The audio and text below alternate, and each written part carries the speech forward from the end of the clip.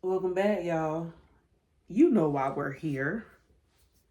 I just finished watching episode 111 from Beyond the Gates, season 2. And I have so many thoughts. I didn't write a thing down because I'm just going to ramble. I feel like it works best with these type of things. There are two main things I want to talk about this episode. All the other stuff is just side jargon. Okay? We need to talk about that conversation that Chelsea had with Kat. And we need to talk about that conversation that happened with Danny and Bill. I don't even know where I want to start first. I'm going to start with Danny and Bill first. Danny. Let me just play. This clip is 2 minutes, so we gonna break this down. Let me get myself together. Let me make sure my iPad is turned up. And y'all know I ain't gonna be able to play it all the way through for copyright purposes. That up, you will never get. Well, let's start from the top. Worse than I thought. What is? Maybe you do still really love her, and maybe you feel some kind of way about me, but the person you really love is you. I may have made the biggest mistake of my life, but trust, I love my husband. I am committed to him. And if you blow that up, you will never get what you think you want from me. Okay. Danny, you are committed to your husband. You love your husband.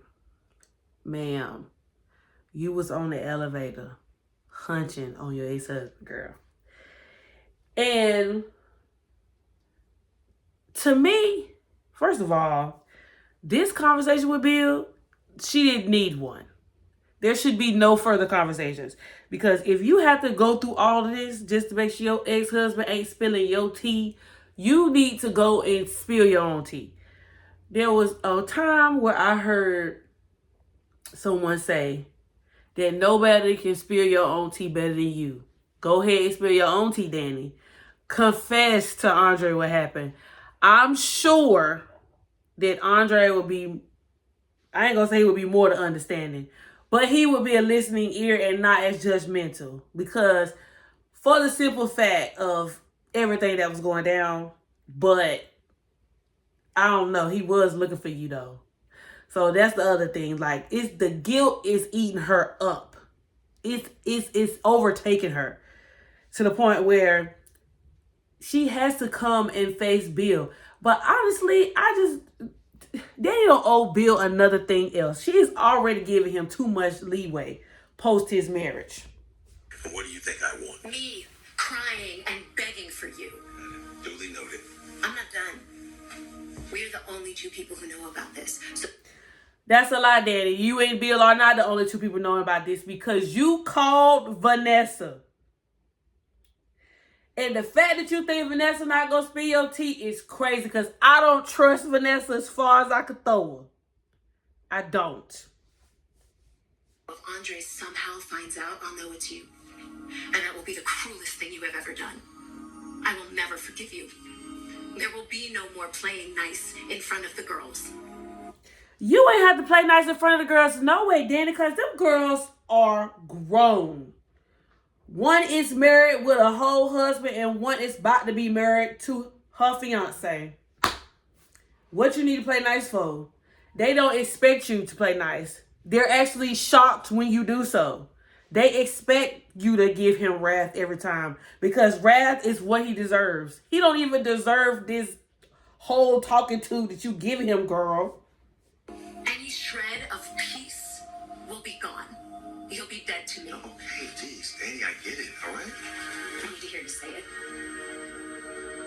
Promise me. Well, I don't respond to threats, especially empty ones. I meant what I said. And yet, it'll never be over between us. Now you're just being ridiculous. Evil. Bill is evil. Talking about some, it'll never be over between us. Bill, she may have begged that first time. But sister ain't in that same place, Bill. We gotta tug at your wig too. Because that night in the elevator, Danny might have failed to temptation. She might have failed. But you dug. And you knew what you was doing. And you kept digging. And you kept digging, making all them innuendos. And you wore her down. Knowing that they was in a vulnerable place. Because this whole time, Danny kept talking about we was in a vulnerable place. She thought her and Bill was gonna die. And so she did that. Girl, first of all, if y'all was to pass, they would have been finding y'all on two separate sides of the elevator because y'all didn't even need to be canoodling like that for real. Y'all was doing too much. No, those are your words, Danny. Yeah, remember you said them at my wedding. You know, and they haunted me at first like a curse, but now I know. The fact that you can recant to her something that she said to you at your wedding, Bill, that should have let you know right there that you shouldn't have married Haley. But no, because you went that far, you had to go through with it. Evil. You just evil. And every shred of remorse that I started feeling for you, Bill, it is gone. It is gone. Because this right here is evil. You can't stand and handle the fact that you fumbled the bag. And by the bag, I mean Danny, not monetarily, but you fumbled your first wife. And the mistake that you fumbled with your first wife is eating at you because you know you don't got no business being with Haley. You know, just looking at every single event and family event that you can show up to and that the family events that you missing out on, we know you miss your wife. And you can't stand to see that Andre has taken your place and Danny actually cares for him. Why they stuck? Because you're always there, Danny. You're quoting me from the lowest point in my life? One that I punctuated with bullets to shore up your case, counselor? Now that's desperation. I'm trying to make light of it. I'm stating cold, hard facts. You're the one throwing out fate and destiny. But down here, in reality, where you left me once upon a time, it was Andre who picked me up from the grave you dropped. And that is true. It was Andre. It took for Andre to finally pry Danny open. For her to see that she is the bad Danny that she always was, always will be. She might have hit rock bottom. She might have. But she has come to her senses. And the fact, outside of the fact that I don't think she should be having this conversation with Bill at all, it is the fact that she had come to that realization. A couple episodes back when we saw that whole episode, that was a flashback scene. And I was wondering why that episode was placed in that particular place in the series numbers. Because I felt like in the beginning that episode should have been placed in season 1. But seeing as though it was placed in season 2, I think it was placed in season 2 strategically for this moment right here. Because we already know prior to this conversation that Danny is having with Bill, that Danny felt her lowest. She couldn't believe that she even let herself reach that place, that she was that low, that she even had to beg her ex-husband, and that she even let herself go through all those things that Bill put her through just because in the name of her being a good wife. So it's just the fact that he trying to use this with his lying, conniving lawyer ways. He's trying to use this as words against her to try to bait her to staying around and possibly doing it again, because it seemed like he enjoyed what happened and he was waiting on it and he plotted on the day. That's what it seemed like to me. He told me over and over again that I wasn't disposable, that I am Danny Dupree, and he did it with love and patience and the best sex of my life. He made me feel like myself again while you were off playing house with Haley, not giving me a thought. So you saying that I've been rattling around your head all of this time is the biggest lie of all. Okay, Danny. Do not turn me into you. That was the most powerful part of the scene for me. Do not turn me into you. Honestly, Danny, the only way that can happen is if you decide to continue on with Bill, your own self. But I get your sentiment, sister. And I get what she was saying, because Bill did all these things to hurt Danny. He cheated on her constantly, and she stayed. And she stayed because she loved him. But, like I said a couple episodes ago when the entanglement first happened in the elevator, I said Danny was a hypocrite because, Danny did to Andre what she complained about and was so hurt about Bill doing to her. And so she turned around and did the same thing. So I feel like it's poetic justice. Poetic justice that she can quote this very line here based off of what I felt for her a couple episodes ago when she initially had the entanglement. Because I was just like, Danny, you a hypocrite, girl. You can't get mad at Bill for doing something to you that you doing to your current husband. And that man love you. That man had glass impaled through his leg and was trying to find his way to Danny Dupree. Worried about you. He thought you had perished, girl. And you in there hunching on your ex-husband. I cannot repay Andre by treating him the way that you have always treated me. Hello? If I let you do that to me, I will hate myself. It will destroy me. Please. Not another word. And you have mine. And it's not because of the ultimatum or for Andre. And why? Because I've hurt you enough. And I won't do it again. So Bill saying that he won't say nothing because he can see that he's already hurt Danny enough. I thought that whole scene was powerful. But for me, I'm just like, again, Danny, if you had to go and have that kind of conversation with Bill, and God knows, he said wasn't nobody there, but who knows who was standing outside though. Listen, we don't know. Anyway, for you to have that whole conversation with your ex-husband, that means, girl, you might as well go ahead and spray your own tea, girl. Because what's the purpose? What's the purpose? And even while Andre is yet at the hospital with his injured leg, trying to check on Eva, where is Danny at? At Bill's office. I hope in these next coming episodes that Danny just hunker down and just tell the truth. Just tell the truth. Just tell the truth, girl. Because at this point, I just don't know. And then also, it was that the part I'm about to mention won't in that clip, but Danny said that she wasn't, I'm paraphrasing here. Danny said that she wasn't willing to wreck her marriage and that Bill wanted Haley and he shouldn't be willing to wreck his marriage. And he said something to her along the lines of, well, what if I don't mind that my marriage ends? Excuse me? Bill, you have bumped your head. You have bumped your head, Bill. I'm so sorry. You have bumped your head because what exactly do you mean you don't care? We know you had regrets. We know that you told Vernon that you had regrets. But the fact that you talking about some you don't care, if this affects your marriage because you ain't been with Haley that long and y'all can come back from this. Bill, are you serious, gang? Are you serious for real? Bill, don't piss me off. All right, next scene. This one ain't that long. But again, I will be pausing it and stopping it for, them purposes. Someone to step up off it.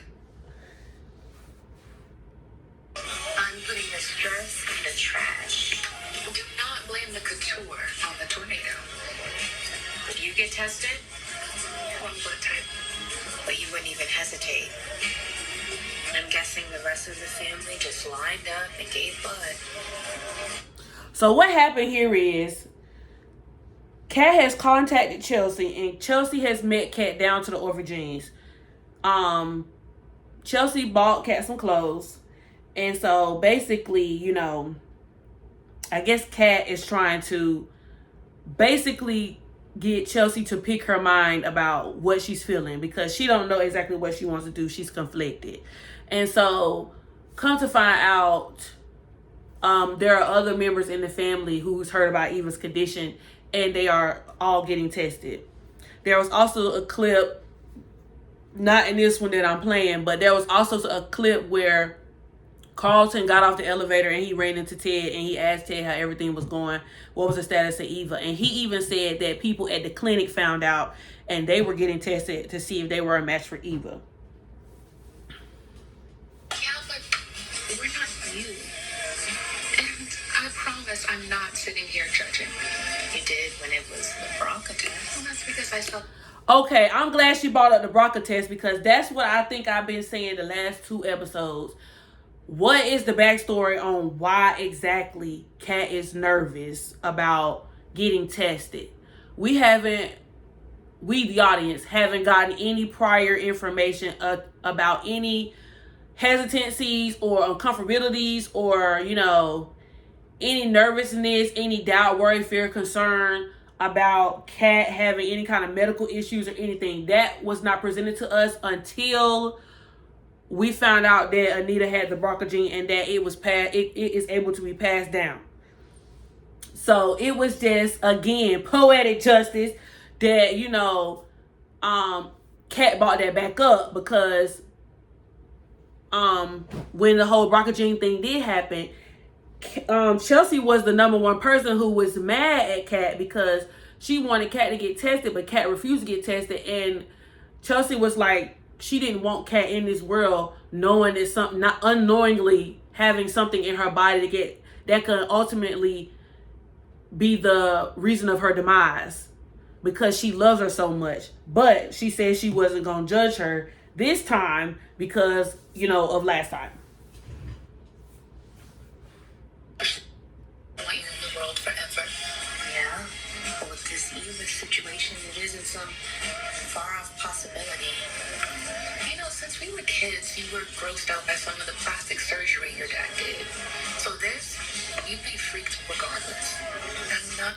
I'm glad they brought that part up too, when she said when they were younger, the plastic surgery procedures used to freak her out as well. Because I just think that that's additional backstory as to giving the audience, you know, just some history on Kat has always been afraid of or had some kind of fear about anything medical. It just grossed her out or it creeped her out. And so that gives us a little bit more backstory on, you know, what we're currently going through with Kat again. I'm a terrible person for knowing that I wouldn't even flinch if it was you. Or my mom or Aunt Danny or Smitty or any of our other family members. But Eva is not someone I love, Joe. She's someone I hate. Okay, that's the biggest part that I wanted y'all to hear. Because last episode, my biggest question to myself was, when I was reviewing, I was like, I feel what everybody is saying. I'm listening to people's different opinions and I'm conflicted. Me as the viewer, I'm conflicted because I know Kat and Eva have had their, you know, whatever. And there were times where I feel like Eva was right and there were times where I feel like Kat was right. But ultimately, Eva committed the biggest sin, okay, in their world. And so I was conflicted because I was just like, is Kat doing this or not wanting to do this because she's scared? Or is Kat doing this because she hates Eva? That was my biggest question. And I literally said, I wonder if it was Chelsea or if it was Nicole, if it was Samantha, Tyrell, Martin, Smitty, Nicole, or Ted. If they were on the table and if they needed a piece of liver or whatever, would she be this hesitant? Would it be this much pushback?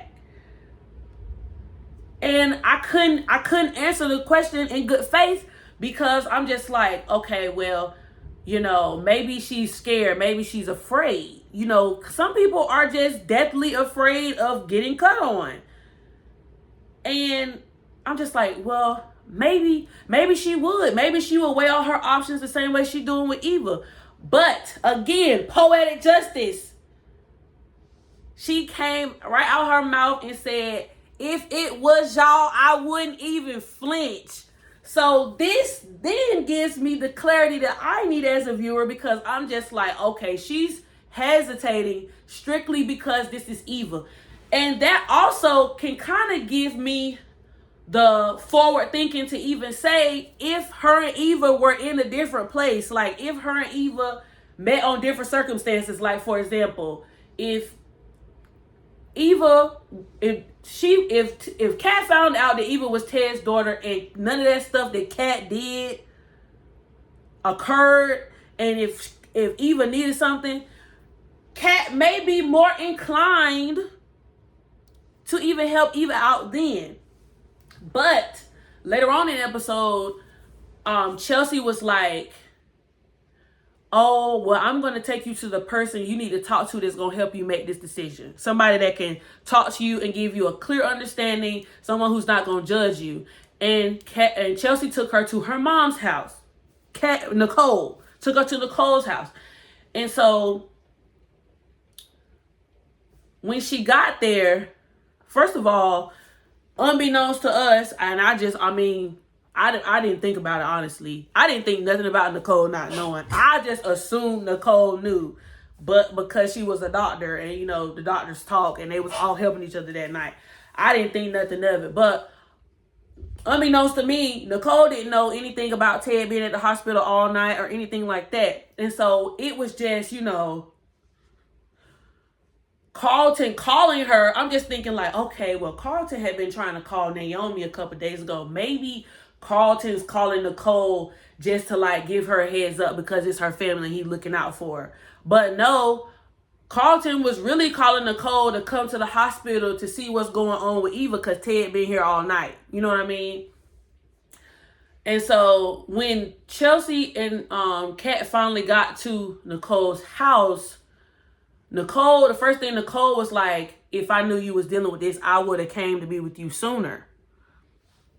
And Nicole basically was on Kat's side and was like, I don't blame you for feeling the way you feel, because even my own self, when stuff was going down at the country club and you were missing, Leslie got over the intercom acting crazy looking for Eva, telling Ted that he needed help her look for Eva when my own daughter was still missing. And I just set her straight. And she was like, did I feel bad about it after the fact when I found out what happened to Eva? Yes, but it still don't neglect the fact of how I really felt in that moment.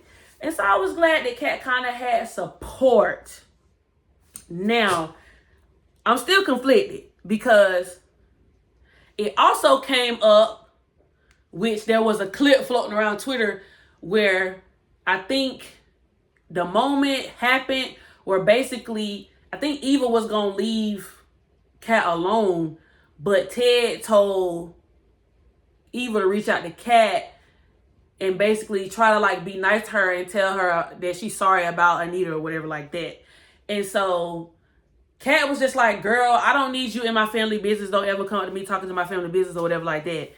And Eva was just like, you know what? I was trying to be nice and do this for Dad, but whatever. One day, you know, you gonna need me and I'm not gonna be there for you and you can go to hell or something like that. And so Kat recanted that verbatim back to Nicole, which I thought was interesting because I'm just like, even though Kat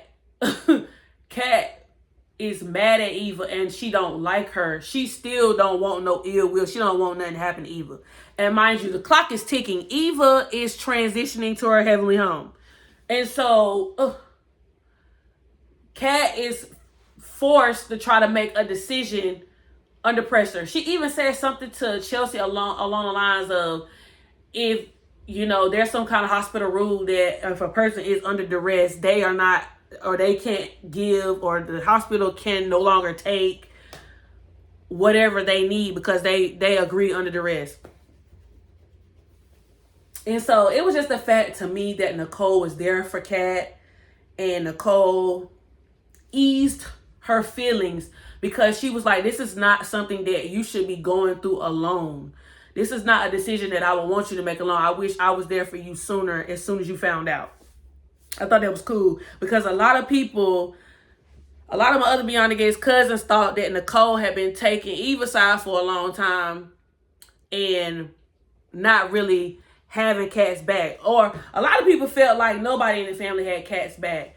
But I know, and I heard multiple people say it, because even Andre alluded to something when he got to the hospital talking to Ted about Kat always got to have things her way or she's a brat. Now, if this situation didn't happen, y'all, that still don't neglect the fact that everybody thinks that Kat is a brat and that she can be witchy sometime, and that they know her to be very straightforward and not mean, because I don't want to use the word mean, but we seen she can be a viper when she want to be. Let's just say that. And I feel like I can honestly say that Kat and Eva have not been good to each other both ways. I do feel like Eva has somewhat kind of sort of gotten a redemption storyline. And let me just say, I'm not mad at Eva kind of getting a redemption storyline, because with the way the story was told, Eva really got the short end of the stick the whole time. And so a lot of people are trying to make up for the fact that, you know, they weren't there for her and she needed her family. And the family period is a very family oriented family. So for just them just for them knowing that there was a possibility that one of their own was out there and was left alone, I think everybody has been trying to make up for it. And I even hear, you know, that reminds me of a mini convo that Ted had with Leslie while he was sitting out there, because Ted even said, like, there was a point where his feelings were starting to flip. In the beginning, he was encouraging Leslie, and she was the one that was down, but now she's the one that's up and he's the one that's down. And Ted, even to Leslie and to Shanice, he was just like, all that time I spent away from Eva, I wish I would have known. I wish I could have done things differently, because there were so many moments that I missed out on. But now I've gotten to know her for a year and he loves her. He's like obsessed with her. But it's just the fact that, like, now that might be cut short, because like there's a possibility that she may pass. And so I thought that was interesting. And it's just the fact that he apologized to her. And I was just like, my God, on today, I don't necessarily agree with this moment, but Ted apologized to Leslie. And it was at a moment where she felt soft, because a lot of this stuff could have been avoided had Ted just did what he was supposed to do the first time, which was not do anything, but, you know, not try to hide her or make her feel less than, or make her feel not wanted, make her feel rejected, because that made her raise a child with the thoughts that she grew up being rejected and not people not wanting her, or she having to do a lot of things alone.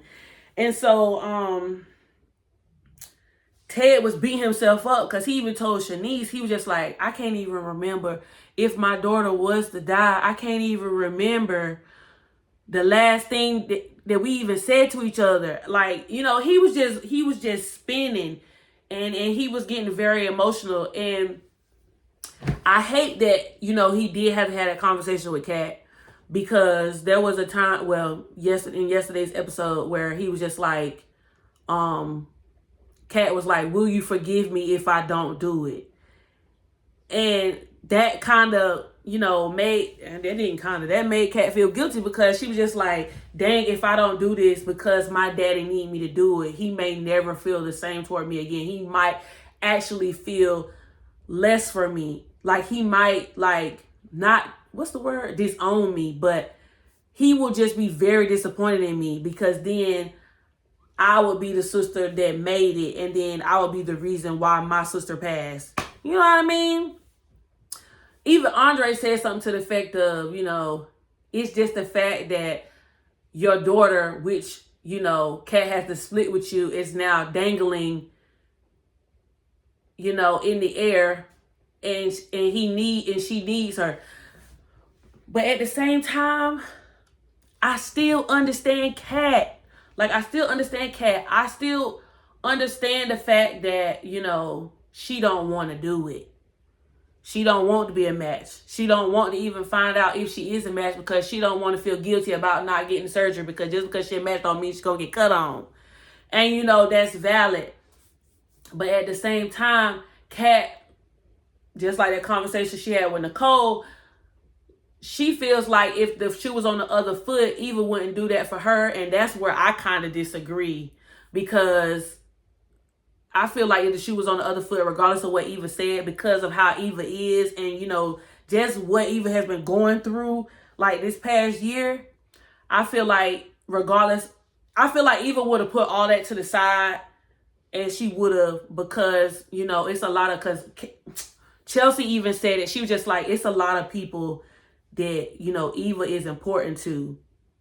So if you don't do this, you're going to affect more than just yourself.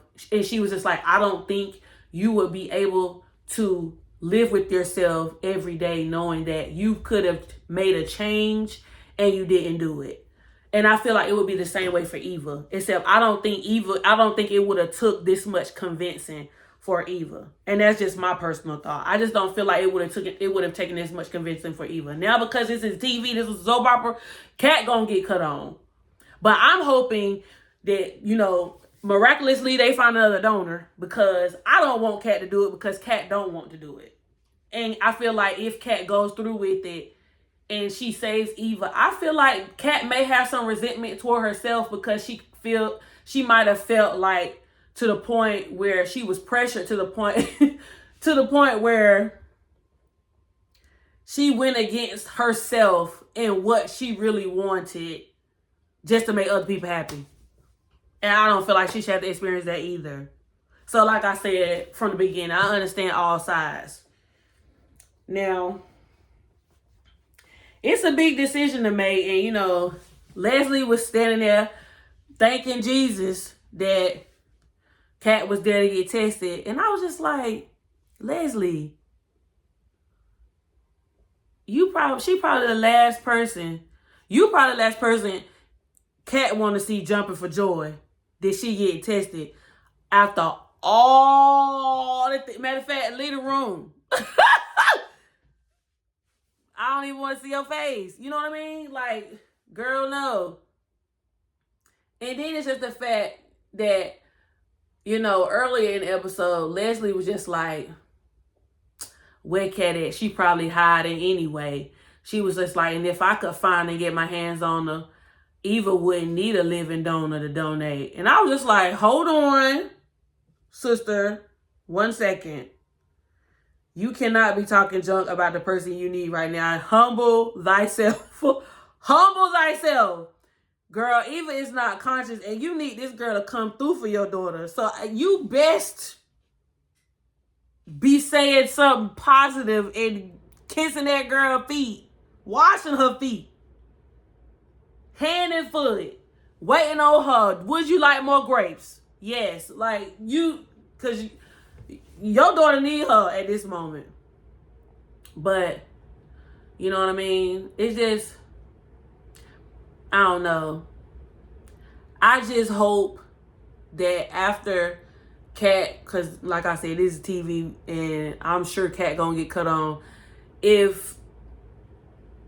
I just hope that once Kat makes the decision, if Kat decides to go through with the donation and actually donate Eva a piece of her liver, I pray that Leslie and Eva's whole everything changes.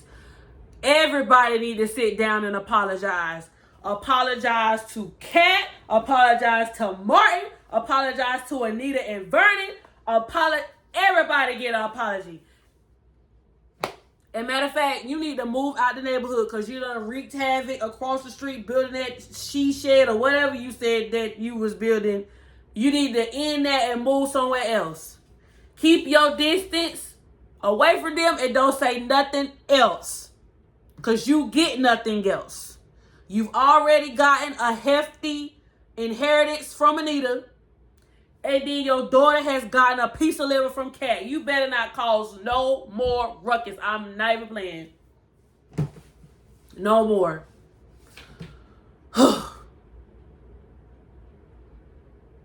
For the housekeeping of the things that we did not talk about, Kyle spent the night with Nicole and made an omelet and saw the grandkids, and Smitty came and picked them up. He came and picked them up. Nicole didn't want him to be seen, but, you know, here's the thing. It is what it is. Kyle also tells Nicole that the whole night when he couldn't get in touch with her, that he was thinking about her all night, and he was just so worried about, you know, what was going on. And he was finally glad that, you know, he was able to see her face and spend the night or whatever. It's given that Kyle's feelings for Nicole has deepened. And I just find that weird because we've been seeing a whole lot of Kyle and none of Carlton. So it's given, I don't know if Nicole put Carlton on the back burner. But Carlton did call Nicole to try to give her a heads up that she needed to be at the hospital. So maybe they're still good on speaking terms. Maybe they're still dating. I don't know. Also, sidebar, I can't take Carlton's character serious because he is currently Javon on another show who is the spawn of Satan, and I don't like him. So I can't like him on neither show. What else? I think that's all. Yeah. I think that's it. Everybody been in there in the room talking to Eva, saying good memories. Andre came and he spent some time with Eva, and Isaiah is still there. Isaiah has not been home. He still got on that green suit he had on at the fundraiser. He don't want to leave Eva's side. Y'all, but I do think some foreshadowing happened. Because the way Isaiah was in there confessing his love to Eva, I believe in season 3, Eva and Isaiah gonna be getting married. Because the way he just said, he was just like, from the moment I seen you with that ink pen, I knew you was gonna change my life. I'm so deep in love with you, Eva. I was like, oh. And then Andre saying, you just never know. Because, you know, him and Danny got married on a whim. It's just so, I'm so sorry, Andre, that you about to have that experience, what you going through. And I pray your strength to the Lord. But it's just Andre coming in saying you can't help who you love, or, you know, when you know, you know. I'm just like, oh, God. And y'all know Leslie planned this wedding 1 year out. They go mess around and be getting married for real. But yeah, y'all, I think that's all I got to say. I done rambled on enough. Let me know your thoughts down below. Like, comment, and subscribe, and I'll be back with more videos. This is